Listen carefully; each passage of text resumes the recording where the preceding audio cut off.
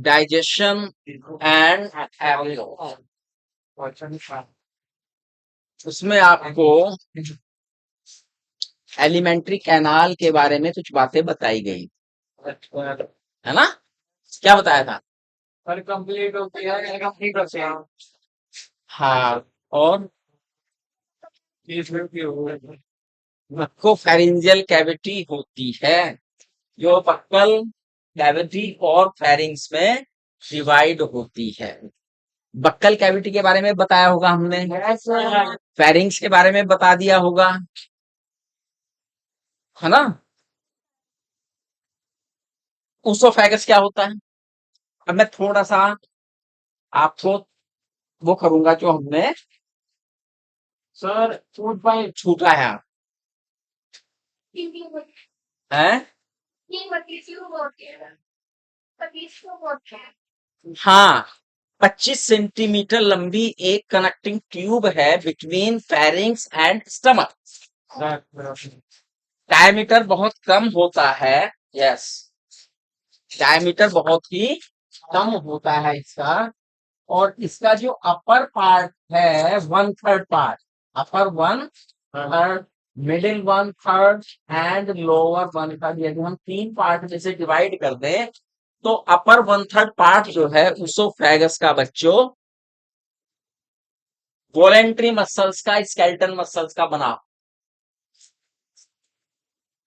जबकि बीच का one third part में skeletal muscle and smooth muscle दोनों प्रकार के मसल्स होते हैं। और सबसे लास्ट का जो वन थर्ड शेष बचता है वो प्योर स्मूथ मसल्स होते हैं।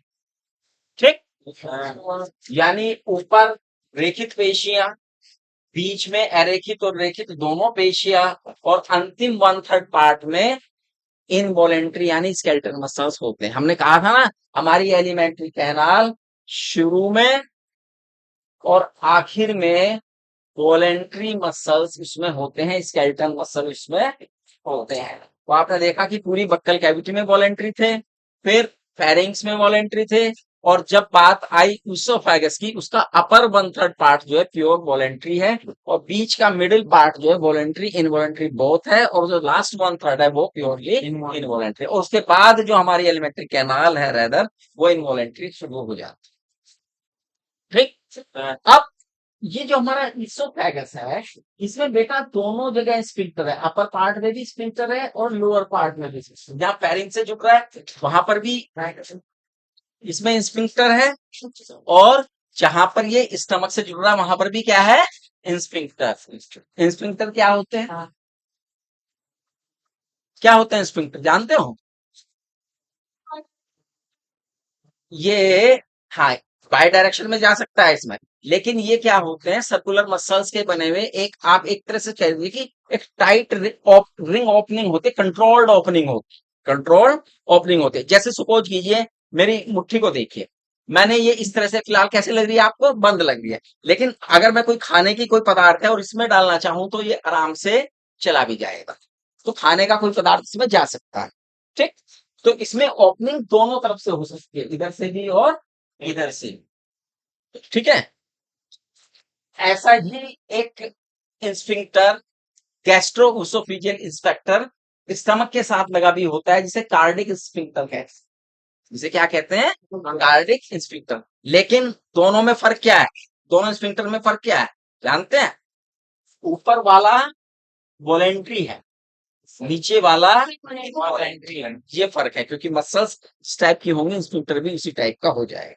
ठीक है, यूसोफेगस में कोई डाइजेशन नहीं होता, इसलिए यूसोफेगस जो है क्या होता है?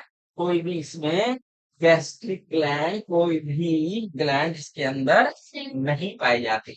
इसके बाद जो हमारी एलिमेंट्री कैनाल का सबसे चौड़ा पार्ट शुरू होता है, क्या कहते हैं बेटा सबसे चौड़े पार्ट को? क्या कहते हैं? स्टमक कहते हैं। क्या कहते हैं? स्टमक। स्टमक। और स्टमक हमारा किस शेप का होता है? इंग्लिश के जे जो लेटर है वो शेप का होता है स्टमक। ठीक, एक तरफ वो किस में खुला हुआ है? यूसोफेगस में खुला है, और दूसरी तरफ कहाँ खुला है वो? स्मॉल इंटेस्टाइन, इसमें खुला है स्मॉल इंटेस्टाइन में खुला रहता है। ठीक है, स्टमक के बारे में, स्टमक की जो, अच्छा हाँ, एक और बात हम आपको बताना चाहते हैं। जब हम एलिमेंट्री कैनाल को जाने, एलिमेंट्री कैनाल को जाने, तो उसकी हिस्टोलॉजी भी हमें पता होनी चाहिए, उसकी ओथ की भी हमें पता होनी चाहिए कि भाई एलिमेंट्री कैनाल की जो दीवारें हैं वो कैसी हैं, क्योंकि उनका बीच बीच में जिक्र आएगा। तो उससे पहले उनके नाम को जान लें हम, है ना। अगर हम एलिमेंट्री कैनाल को देखें तो सबसे बाहर की ओर उसमें होती है एक लेयर, दैट इज सिरोसा। क्या है? सिरोसा। उसके बाद सिरोसा के बाद एक मस्कुलर लेयर होती है, दैट इज मस्कुलर। इसमें प्राय स्टमक को छोड़ के दो तरह के मसल्स होते हैं। चलिए, बाहर की ओर लॉन्गिट्यूडनल मसल, बाहर की ओर कैसे मसल्स हैं? लॉन्गिट्यूडनल मसल्स हैं। और अंदर की तरफ क्या है? सर्कुलर मसल है। अर्थवर्म पढ़ा है? Yes sir. अर्थवर्म की जो एलिमेंट्री कैनाल थी इसमें मसल्स कैसे थे बताओ?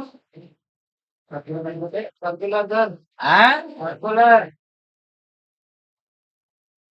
उसमें मैंने बताया था आप में और उसमें उल्टे होते हैं। उसमें बाहर की तरफ कौन है? सर्कुलर है, और अंदर की तरफ क्या थे? लॉन्गिट्यूड है। लेकिन आप में बाहर की तरफ और भीतर की तरफ सर्कुलर। ये लेयर क्या कहलाती है मसल्स की? मस्कुलरिस। या स्टमक के मामले में क्या होता है, एक मसल्स की एक तीसरी लेयर भी होती है जिसे ऑब्लिक मसल्स कहते हैं। क्या कहते हैं? ऑब्लिक मसल्स की एक तीसरी लेयर भी होती है। और इन मस्कुलर लेयर के कारण जो हमारा स्टमक है उसके भीतर की दीवार जो है काफी रफ होती है सर।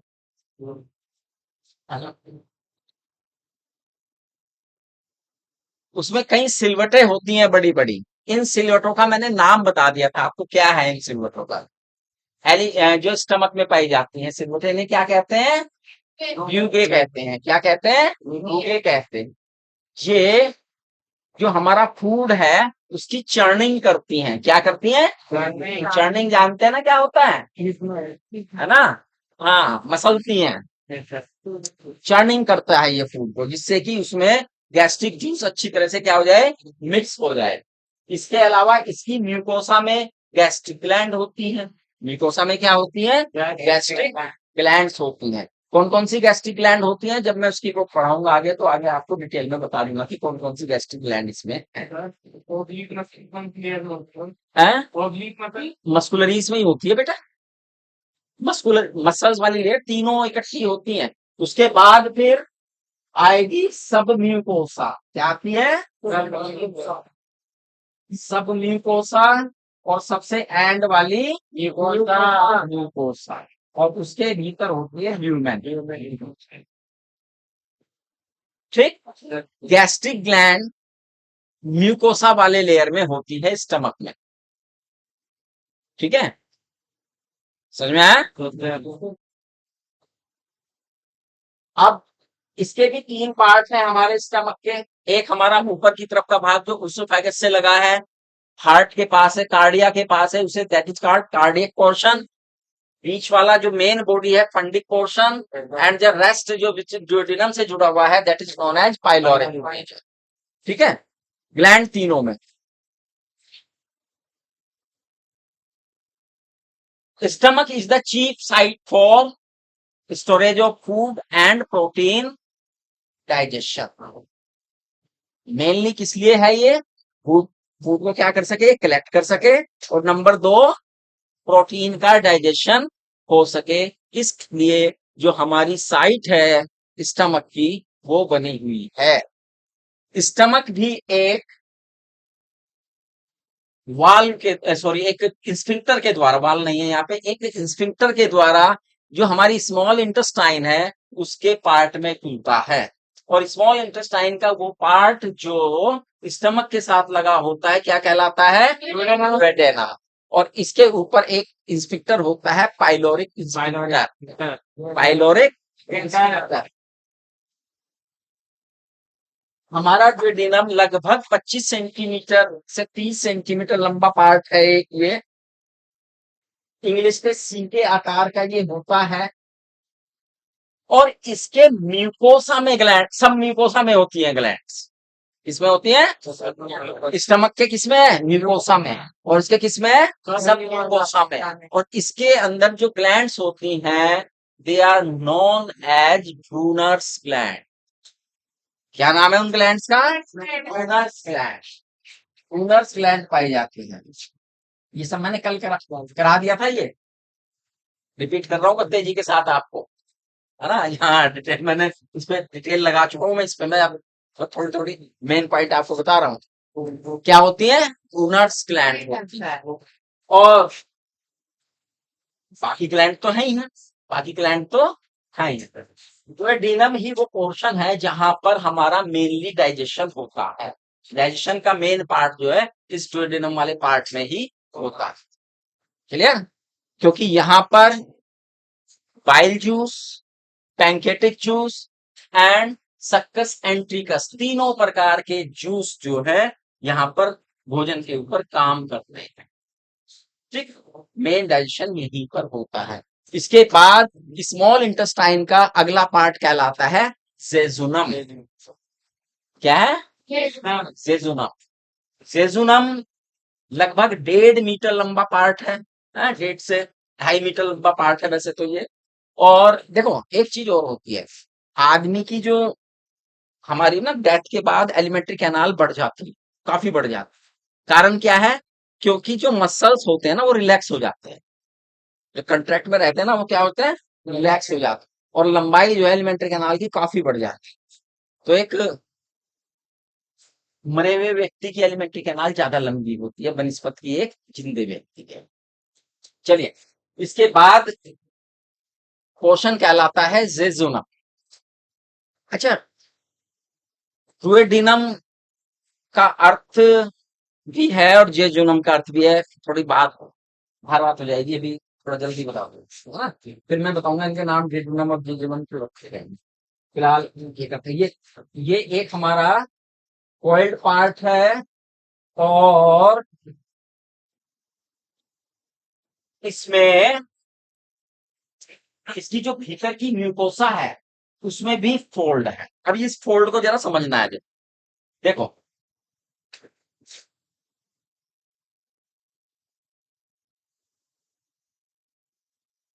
ये फर्स्ट फोल्ड है।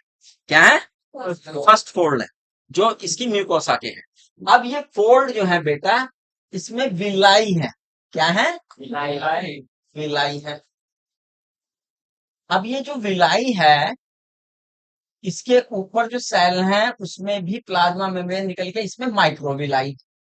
इसमें क्या है? माइक्रोविलाई है। यानी 3 फोल्ड एरिया हो गया इस तरह से। देखें आप तो सबसे पहले सिंपल फोल्ड है ये, है ना। उसके बाद इसमें उंगली जैसे उभार निकले हुए हैं जिन्हें हमने क्या नाम दिया? विलाई। और विलाई के ऊपर कौन है? माइक्रोविलाई। आप जानते हैं इसकी जो प्लाज्मा मेम्ब्रेन है उसका आउटर प्रोजेक्शन है। उसका आउटर क्या है? Projection microvilli. और एक ब्रुश बॉर्डर स्ट्रक्चर बन के एक बहुत बड़ा सरफेस एरिया बन जाता है एब्जॉर्प्शन के लिए। क्लियर हो गए? ये सबसे ज्यादा डेवलप रहता है जेजुनम। इसमें रहता है jejunum. It means jejunum is the chief site of absorption होगी, क्योंकि इसका काम तो एब्जॉर्ब करना है। तो सबसे ज्यादा एब्जॉर्प्शन किस पार्ट में होता है? जेजुनम में। उसके बाद लास्ट पोर्शन जो स्मॉल इंटेस्टाइन का सबसे लंबा पोर्शन है और पॉइंट पोर्शन है that is known as ileum. Known as ileum. Ileum जुड़ता है लार्ज इंटेस्टाइन से। इलियम ये कल मैंने डायग्राम बना दिए थे सारे के सारे, इसलिए आज मैं दोबारा बना नहीं रहा हूं, है ना। इलियम जुड़ता है लार्ज इंटेस्टाइन के पार्ट से। लार्ज इंटेस्टाइन क्यों कहा इसे? वो लेंथ में तो छोटी है ना, लेकिन डायमीटर में उससे बड़ी है। That's why it is large intestine. और लार्ज इंटेस्टाइन के जिस पार्ट में इलियम खुलता है वो पार्ट है सीकम। क्या है? लार्ज इंटेस्टाइन के भी 3 पार्ट हैं, कौन कौन से? Caecum, colon and rectum. सीलम, कोलोन एंड रेक्टम। जो बेटा सीकम है, जहां पर इलियम उस पे खुलता है, वहां पर 2 चीजें होती हैं, एक इलियोसिकल इंस्फिंक्टर और एक ileocaecal valve. Double protection, sphincter भी है और वाल्व भी। वाल्व की वन वे ओपनिंग होती है, इंस्फिंक्टर और वाल्व में क्या फर्क होता है? वाल्व की ओपनिंग क्या होती है? वन वे रहती है। जैसे दरवाजा है ना, एक ऐसा वाल्व, जैसे आप देखें कि कुछ चूहेदान होते हैं और उसमें चूहा फंसता है ना, तो ऊपर से नीचे ही वो खुलता है, नीचे से ऊपर वैसे नहीं खुलता है ना, वाल टाइप स्ट्रक्चर। तो ऐसे ही वाल होते हैं जो वन साइड खुलते हैं। तो भैया हमारी लार्ज इंटेस्टाइन में बहुत सारे बैक्टीरिया हैं। क्या है? जैसे इस्चीरिया कोलाई जैसे वेक्टर हैं, बैक्टीरिया है, स्टेप्टोकोकस है कुछ, जो कि क्या करते हैं? सिक्रीट करते हैं विटामिन। कौन कौन से विटामिन सिक्रीट करते हैं ये? वो बताएगी लड़की, वो कहाँ गई? वो आई थी कल। कौन कौन से विटामिन सिक्रीट करते हैं जो हमारी लार्ज इंटेस्टाइन में बैक्टीरिया? विटामिन बी, विटामिन 2 है, vitamin B2, vitamin B12 and vitamin के। ये विटामिन जो है हमारे, जो लार्ज इंटेस्टाइन के सीकम वाला पोर्शन है, उसके अंदर जो बैक्टीरिया होते हैं उनके द्वारा सिक्रीट होता है। और ये सिक्रीटा हमारे इलियम में ना पहुंच जाए, इसलिए वहां पर वॉल भी है और भी। तो जो फूड एक बार पहुंच जाता है लार्ज इंटेस्टाइन में, वो बैक जो है किसी भी कीमत पे स्मॉल इंटेस्टाइन में नहीं आता है ना। अगर बाय द वे ये बाल वगैरह ना होते, तो आप सोच सकते हैं कि जब आपको उल्टियां लगती हैं तो क्या कुछ मुंह से बाहर आता है ना। जब ज्यादा उल्टी लग जाती तो क्या क्या बाहर आता है, ये जरा आप सोच सकते हैं। चलिए, अब लार्ज इंटेस्टाइन का जो मिडिल पार्ट है, जिसे हमने क्या कहा है? अच्छा, सीकम वाले पॉट में ही एक वर्म टाइप एक स्ट्रक्चर लगी रहती है, जिसे कहते हैं vermiform appendix. It is vestigial. वैसे तो सीकम भी वेस्टिजियल ऑर्गन है, क्योंकि वो सेलुलोज के पाचन में हेल्प करता है। वर्मीफॉर्म अपेंडिक्स आल्सो क्या है? वेस्टिजियल ऑर्गन है। और कभी कभी इसमें इन्फेक्शन हो जाता है, बच्चों इन्फेक्शन होकर ये फूल जाती है, बड़ी हो जाती है, बहुत दर्द करती है, जिसे कहते हैं अपेंडिक्स हो गया, अपेंडाइटिस। फिर डॉक्टर ऑपरेट करके उस हिस्से को क्या करते हैं? निकाल देते हैं। ठीक। उसके बाद कॉलन है। कॉलन के 4 पार्ट हैं। कॉलन के कितने पार्ट हैं? 4। कॉलन कुछ इस तरह की संरचना है, अगर कॉलन को आप देखें, ये संरचना है, ठीक है। तो चूंकि यहाँ इलियम के साथ यहाँ जुड़ी हुई है, ये यहाँ इलियम से जुड़ गई थी ये, और यहाँ से ऊपर की तरफ चली, तो इसे क्या कहेंगे? असेंडिंग। यहाँ पे क्या हो गई? ये ट्रांसवर्स। और यहाँ पे क्या हो गई? ये डिसेंडिंग। और यहाँ पे क्या हो गई? सिग्मोइड। और फिर उसके बाद खुल जाती है रेक्टम। कल हमारा चंद्रयान 3 भी इसी मूवमेंट पे था, देखा था ना आपने? तो एक बार सांस रुक गई थी, क्योंकि वही घटना होने जा रही थी जो 2 के साथ हुई थी, कि जब वो सीधा होने लगा तो थोड़ा सा फिर तिरछा हो गया। मैंने कहा भाई ये तो शायद सीधा ना हो पाए। हाँ, चंद्रयान 2 के साथ यही तो मिसहैपनिंग हुई थी। इसी स्टेज पे जाके मिसहैपनिंग हुई थी चंद्रयान 2 के साथ, कि वो सीधा नहीं हो पाया। अब जब सीधा नहीं हो पाया तो थ्रस्ट नहीं लगा, तो जो वेलोसिटी गिर गया। अब वो उस वेलोसिटी पे कितने बच्चों ने देखा कल लाइव? थोड़े से बच्चों ने देखा, थोड़े से बच्चे क्यूरियस हैं बस। बाकी बच्चे खाने पीने में बारिश बारिश बना रहे थे, पढ़ने में बिजी थे। अच्छी, बस 15 मिनट देनी थी, है ना। 6:04 पे उन्होंने कहा था उतरेगा, 10 मिनट पहले खोल लेते। अच्छा, आपने लाइव नहीं देखा, वैसे बाद में देखा, चलिए अच्छी बात है। लेकिन जो रोमांच जो है ना, जब होता है कि भाई पता नहीं क्या होगा, अब आगे क्या होगा, वो उसमें नहीं होता। जिसका रिजल्ट पता होता है, अरे यार उतर ही जाएगा, ये तो कोई घबराने की चीज होती है ना। तो जब रोमांच उसमें होता है, जब हम लाइव देखते हैं किसी चीज को कि भाई अब क्या होगा, किसी कोई भी हो, कोई भी चीज लाइव हो, इसका हमें भविष्य या रिजल्ट पहले से ना पता हो तो उसमें ज्यादा रोमांच होता है बनस्पत की, जब हमें, क्योंकि जब आप किसी मैच की रिकॉर्डिंग देखते हैं तो आपको पता होता है अच्छा इसमें तो ये जीते हुए हैं, तो आपकी फीलिंग ज्यादा बढ़िया नहीं होती, अच्छा हाँ बस ठीक है मैच का आनंद लेते हैं। ऐसे ही चीजें होती हैं, लेना चाहिए आनंद, है ना। कम आते हैं ये क्षण जिंदगी में। तो भैया ये हमारी हो गई कौन, लार्ज इंटेस्टाइन के ये हिस्से हो गए। और बेटा ये हिस्से जो हैं इनमें एक चीज और भी है, इनके जो लॉन्गिट्यूडनल मसल्स होते हैं ना, किसके हैं, कुछ उभरे हुए होते हैं, और उभार लेकर ये क्या बना लेते हैं, हॉस्टोरिया बना लेते हैं। क्या बना लेते हैं, ऐसे नहीं होती जैसी मैंने बनाई है, ये लगभग इस टाइप की होती है ना। और मैंने कल एक बताई थी आपको उदाहरण लेके, इस टाइप का पता कैसे, बाहर से ही पता लग जाता है आपको, आपकी लार्ज इंटेस्टाइन इसी टाइप की है कुछ, उसमें छोटे छोटे उभार है ना। जो आपका फीकल मटेरियल होता है, फीकल होती है ना, वो जब कभी अगर सख्त हो तो वो कैसा होता है, वो स्मूथ नहीं होता बिल्कुल, उसमें थोड़े थोड़े क्या होते हैं, उभार और दबा हुआ होता है वो फीकल। फीकल मतलब जानते हैं ना, मल अगर हो तो आप देख रहे हो उसमें उभार होते हैं, वो बिल्कुल स्मूथ नहीं होता, जब उसमें से पानी अच्छी तरह से एब्जॉर्ब, जैसे किसी सांचे में से निकाल के रखी गई वो चीजें, तो वो होस्टोरिया का आभास दिलाते हैं कि भाई ये होस्टोरिया है। ठीक। तो ये थी हमारी एलिमेंट्री कैनाल की क्विक और थोड़ा मोटी मोटी संरचना, जो हमने कल अच्छी तरह से आपको बताई थी। और आपने, कुछ बच्चों ने, दो बच्चे आए थे बस, हाँ, दो आते हैं तो हम उन्हें फायदा देते हैं, जो आते हैं हम उस दिन जरूर पढ़ाते हैं, क्योंकि हम उन बच्चों का मान रखते हैं जो इतनी कष्ट उठा के आए हैं भाई, है ना। सबके पास था वो वातावरण तो, लेकिन उन्होंने कष्ट उठाया, उन्होंने हिम्मत की, आए तो उन्हें लॉस क्यों दे। तो भाई ये हुई हमारी एलिमेंट्री कैनाल और उसका स्ट्रक्चर, मोटा मोटा स्ट्रक्चर। हमने इसमें टीथ के बारे में बता दिया, बक्कल कैविटी के बारे में बता दिया, और फेरिंग से लेके, अच्छा हाँ, उसके बाद एक चीज और बतानी है, ये हमारा रेक्टम, रेक्टम एनस के थ्रू खुलता है, और यहाँ पर भी इंस्फिंक्टर है, क्या है, डबल इंस्फिंक्टर है, यहाँ पर भी मसल्स है, अंदर की तरफ इनवॉलेंट्री और बाहर की तरफ वॉलेंट्री। हमने शुरू में कहा था कि हमारी आंख, हमारी जो इंटेस्टाइन है उसकी ओपनिंग भी और एंडिंग भी क्या है, वॉलेंट्री मसल से कंट्रोल्ड है। क्लियर हो गया। इसमें ब्लड वेसल्स होती हैं, किसमें, रेक्टम वाले एरिया में ब्लड वेसल्स होती हैं, कभी कभी ये फूल जाती है। ब्लड वेसल्स क्या होती हैं, वेन्स जो है क्या हो जाती हैं, फूल जाती है। जब ये फूल जाती हैं तो कभी कभी रप्चर हो जाती हैं, जब ये रप्चर हो जाती हैं तो that is known as a disease pile, है ना, यही पाइल्स की बीमारी। तो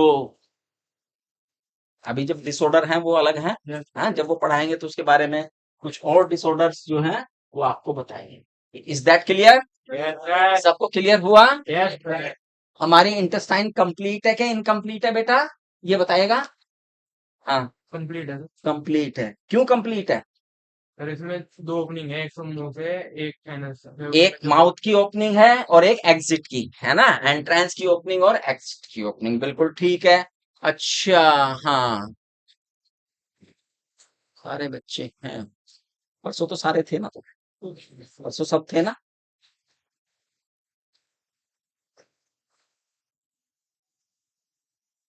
ईसोफेगस हमारी कितनी लंबी है, 25 सेंटीमीटर ना। हमारी गर्दन छोटी है।